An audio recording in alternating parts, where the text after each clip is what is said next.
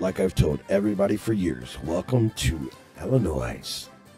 Boy, this one's just going to make you sick. Watch this. My comments on this. I can't even begin to tell you how dangerous this act is. First, it was passed in the middle of the night with 40 minutes to read an 800-page bill, which is unacceptable. As of January 1st, 2023, the following things will go into effect, and people need to be aware of this. It abolishes cash bail for almost every offense. This includes, but isn't limited to, kidnapping, armed robbery, second-degree murder, drug-induced homicide, aggravated DUI, threatening a public official, and aggravated fleeing and eluding. Offenders released on electronic monitoring have to be in violation for 48 hours before law enforcement can act. They could almost drive to Alaska before we can even look for them. It denies victims their constitutional rights. And keep this in mind, businesses and homeowners. Officers will no longer be able to remove trespassers from your residence or your businesses. Someone could decide to live in your shed, and all we can do is give them a ticket. You have to decide what level of force is required to remove them and whether or not it's legal. This is a massive threat to the residents of Orland Park, Cook County, and Illinois. I want to remind voters that several elected officials that will be on the ballot in Orland Park voted for this abomination. Senator Michael Hastings, Senator Emil Jones, and Representative Justin Slaughter all voted to put criminals ahead of the safety of law-abiding citizens and police.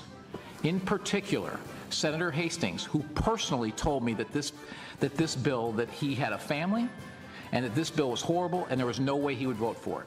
An outright lie that, in my opinion, disqualifies him to hold his office. I will gladly cast my vote for this resolution and demand the repeal of the Orwellian-named Safety Act. But it doesn't end here. There is currently a bill in front of the House to remove school resource officers from our schools, which means no resource officer at Sandburg High School.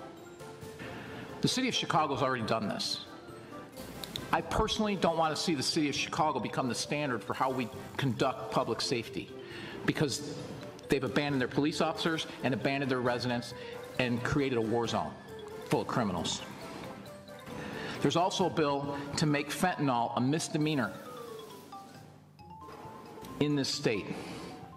And I want to remind you that we have representatives that currently represent us or will represent us potentially in the federal government that voted to not extend the fentanyl ban federally. Fortunately, it passed, but there are people that actually believe that we shouldn't have a ban on fentanyl that currently represent our community. That's just absolutely unacceptable. It's like they won't stop until they destroy our communities and our society.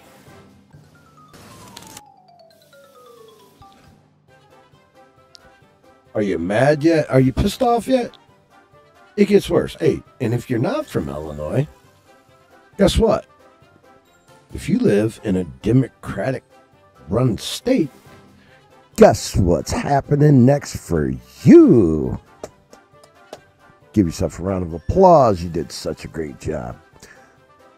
Just thought I'd let you guys see this. God bless you.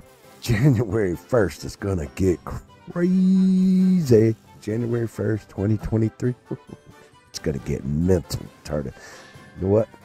I seen it come and tried to warn you guys years ago. Congratulations, it's here and it's coming to a city near you. Stay safe out there, guys. God bless.